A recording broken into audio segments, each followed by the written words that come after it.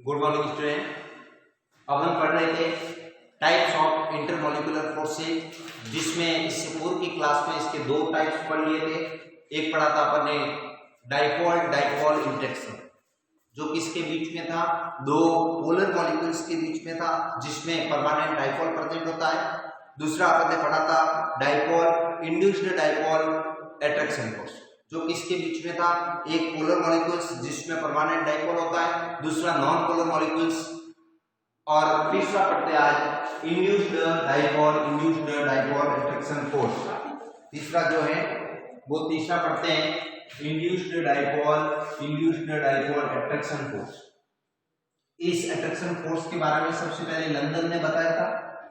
London जो वैज्ञानिक था, उस लंदन ने क्या किया, जो इनर्ट गैसें हैं, hydrogen, helium, neon, argon, krypton, xenon, उस इनर्ट गैसें जो कैसी होती है, एक परमाणुक होती है, यूनिमॉलिक्यूलर होती है।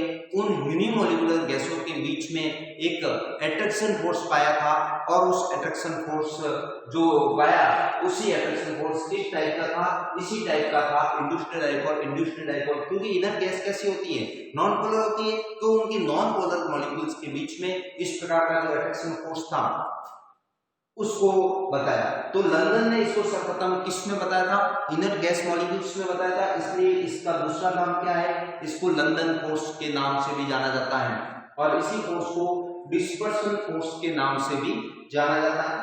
दूसरा है, ये जो फोर्स है किसके बीच में पाया जाता है, टू नॉन पोलर मॉलिक्यूल्स। अगर दो नॉन पोलर मॉलिक्यूल्स हैं, उस नॉन पोलर मॉलिक्यूल्स के बीच में कौन सा फोर्स पाया जाता है, इस प्रकार का फोर्स पाया जाता है। जैसे कि सपोज मान लो कि एक हीलियम का मॉलिक्यूल्स है, ये सपोज एक हीलियम का मॉलिक्यूल्स है, ये सपोज दूसरा हीलियम का मॉलिक्यूल्स है, तो ये भी कैसा है, नॉन पोलर है, और ये भी कैसा है, नॉन पोलर है। तो उनके बीच में जो अट्रैक्शन फोर्स है वो इस प्रकार का अट्रैक्शन फोर्स होता है।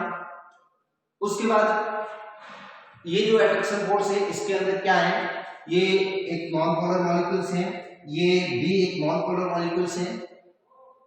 जब ये सिमेट्रिक होते हैं, तो सिमेट्रिक होने पर इनकी जो पोलरिटी है वो शून्य हो जाती है, इनका डाइपोल मोमेंट कितना होता है, 0 होता है। लेकिन अगर किसी एक मॉलिक्यूल्स के अंदर कुछ समय के लिए अनसिमेट्री प्रोड्यूस की जाए, तो अनसिमेट्रिक प्रोड्यूस करोगे, अगर उसमें अनसिमेट्रिक प्रोड्यूस करोगे, तो उस कंडीशन में उसके अंदर क्या हो जाएगा, इस चार्ज का सेपरेशन हो जाएगा, आवेशों का पृथक्करण हो जाएगा, और आवेशों के पृथक्करण के फलस्वरूप इसके अंदर कुछ समय के लिए क्या उत्पन्न हो जाएगा, पोलरिटी उत्पन्न हो जाएगी, जिसको क्या कहते हैं, इंड्यूस्ड डाइपोल कहते हैं। तो इस प्रकार से एक जो मॉलिक्यूल्स हैं, उस मॉलिक्यूल्स की सिमेट्री जो थी उसको अगर डिस्ट्रॉय करते हैं, उसको समाप्त करते हैं, उसमें अनसिमेट्री उत्पन्न करते हैं, तो उसमें कुछ समय के लिए क्या उत्पन्न हो जाते हैं, पोलरिटी उत्पन्न हो जाती है, जिसको क्या कहते हैं, इंड्यूस्ड डाइपोल कहते हैं। अब ये जो इंड्यूस्ड डाइपोल वाला मॉलिक्यूल्स हैं, इस मॉलिक्यूल्स को जब किसके पास में लेके जाते हैं, इस नॉन पोलर मॉलिक्यूल्स के पास में लेके जाते हैं, तो ये क्या करता है, इसके अंदर जो इलेक्ट्रॉन उपस्थित हैं, उन इलेक्ट्रॉनों को भी क्या कर देता है, सेपरेट कर देता है, इसके चार्ज को भी सेपरेट कर देता है, और इसके चार्ज को सेपरेट करने के कारण इसमें भी क्या प्रोड्यूस हो जाता है, इंड्यूस्ड डाइपोल प्रोड्यूस हो जाता है। इस प्रकार से एक इंड्यूस्ड डाइपोल था, और दूसरा भी क्या है, इंड्यूस्ड डाइपोल, और इन दोनों के बीच में एक अट्रैक्शन फोर्स पाया जाता है, और उसी अट्रैक्शन फोर्स को क्या कहते हैं, इंड्यूस्ड डाइपोल इंटरेक्शन के नाम से जाना जाता है।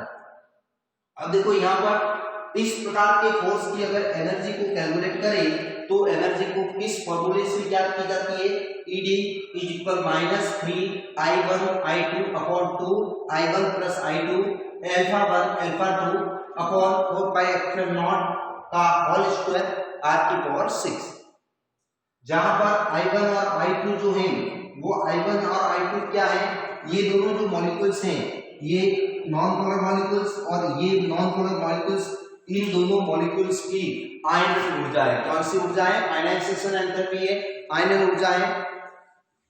दूसरा है α1 और α2। α1 और α2 जो है वो ये दोनों मॉलिक्यूल्स जो है, इन दोनों मॉलिक्यूल्स की क्या है, पोलरिटी है। जब इसमें क्या किया जाता है, इंड्यूस्ड डाइपोल आता है, तब इसकी पोलैरिटी कितनी होती है, वो क्या है, α1 और α2, और r क्या है, इन दोनों मॉलिक्यूल्स के बीच की डिस्टेंस है। इसमें भी वही कंडीशन होती है, अगर जैसे जैसे डिस्टेंस बढ़ेगी वैसे वैसे ये अट्रैक्शन फोर्स भी क्या होता जाएगा, कम होता जाएगा। तो यहाँ पर भी अपन लिख सकते हैं कि ED is proportional to 1/r⁶। जैसे जैसे डिस्टेंस बढ़ेगी वैसे वैसे इनके बीच का जो अट्रैक्शन फोर्स है वो क्या होता जाएगा, दुर्बल होता जाएगा, वीक होता जाएगा। अब देखो ये तीन प्रकार जो अपन ने पढ़े हैं, इन तीनों प्रकार के अगर कंपैरिजन पूछे कि कंपैरिजन करो तीनों में से इसकी स्ट्रेंथ का क्या क्रम होता है, तो इसकी अगर स्ट्रेंथ का क्रम देखें तो स्ट्रेंथ का क्रम इस प्रकार से अपन कैलकुलेट कर सकते हैं। इसकी जो स्टेबिलिटी है, स्टेबिलिटी को इस प्रकार से अपन बता सकते हैं, स्ट्रेंथ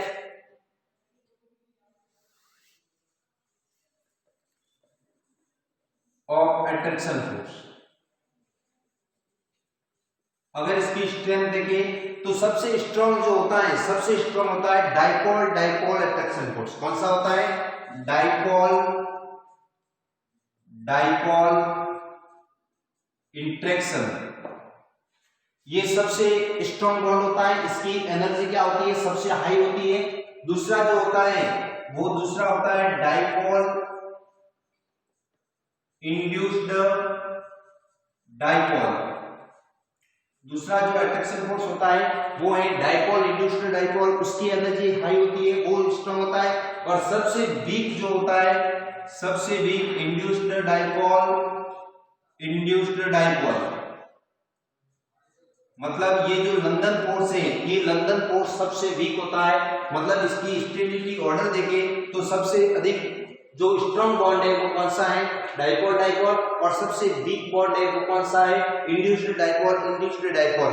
मतलब लंदन फोर्स सबसे अधिक दुर्बल जो बॉन्ड है वो दुर्बल बॉन्ड होता है। तो इस प्रकार से एग्जाम में कभी कभी इसकी स्ट्रेंथ भी पूछते हैं, और एक वेरी इंपॉर्टेंट क्वेश्चन के रूप में पूछा जाता है, व्हाट इज द इंट्रैक्शन, या फिर what is the intramolecular forces, intramolecular forces किसे कहते हैं, या what is the van der Waals forces, van der Waals forces किसे कहते हैं, how many types of intramolecular forces present in liquid state, liquid के अंदर कौन कौन से इंट्रामोलिकुलर फोर्सेस पाए जाते हैं। तो मुख्य रूप से ये तीन जो हैं, ये तीन बताने हैं, और चौथा जो टाइप्स है वो चौथा टाइप अपने को बताना है, वो बताना है हाइड्रोजन बॉन्ड। चौथा टाइप कौन सा बताना है, हाइड्रोजन बॉन्ड। और इस हाइड्रोजन बॉन्ड को अपन पहले भी एक्सप्लेन कर चुके हैं। हाइड्रोजन बॉन्ड एक छोटे से वे में इस हाइड्रोजन बॉन्ड को मैं वापस थोड़ा सा समझा देता हूं कि हाइड्रोजन बॉन्ड किस प्रकार से पाया जाता है, चौथा जो इसका प्रकार है वो भी कैसे पाया जाता है, उसको भी थोड़ा सा अपन एक्सप्लेन कर लेते हैं। अगर कोई मॉलिक्यूल्स है और उस मॉलिक्यूल्स के अंदर हाइड्रोजन प्रेजेंट हो, अगर किसी मॉलिक्यूल्स के अंदर एक तो हाइड्रोजन एटम है और उस हाइड्रोजन एटम के अलावा मोर इलेक्ट्रोनेगेटिव एलिमेंट कौन कौन से, फ्लोरीन, ऑक्सीजन और नाइट्रोजन, ये FOM more electronegative element present हो, तो उस कंडीशन में जैसे कि एग्जांपल के लिए HF की अगर मैं बात करूं तो यहाँ पर हाइड्रोजन के अतिरिक्त क्या है, मोर इलेक्ट्रोनेगेटिव एलिमेंट है। ऐसी कंडीशन में ये मोर इलेक्ट्रोनेगेटिव एलिमेंट जो है वो इसकी इलेक्ट्रोनेगेटिविटी अधिक होने के कारण बॉन्ड के इलेक्ट्रॉन को अधिक प्रबलता से खींचेगा, और जब इस बॉन्ड के इलेक्ट्रॉन को प्रबलता से खींचेगा तो इसके ऊपर पार्शियल नेगेटिव चार्ज आ जाएगा और दूसरी पर पार्शियल पॉजिटिव चार्ज आ जाएगा। इस प्रकार से इसी का जो दूसरा मॉलिक्यूल्स है, इसी का ये दूसरा मॉलिक्यूल्स है, ये इस प्रकार से सेम कंडीशन इसमें भी होगी।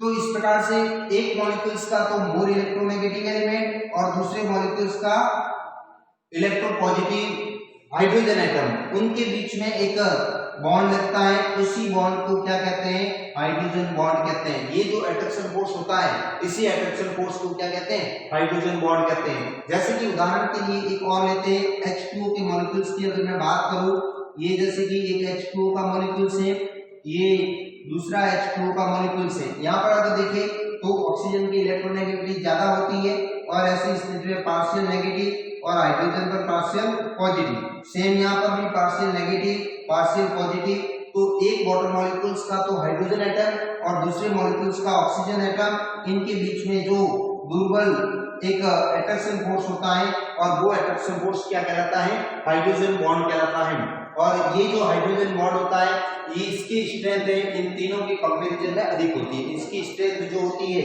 वो इन तीनों अट्रैक्शन फोर्स के कंपैरिजन में क्या होती है, अधिक होती है। Thank you.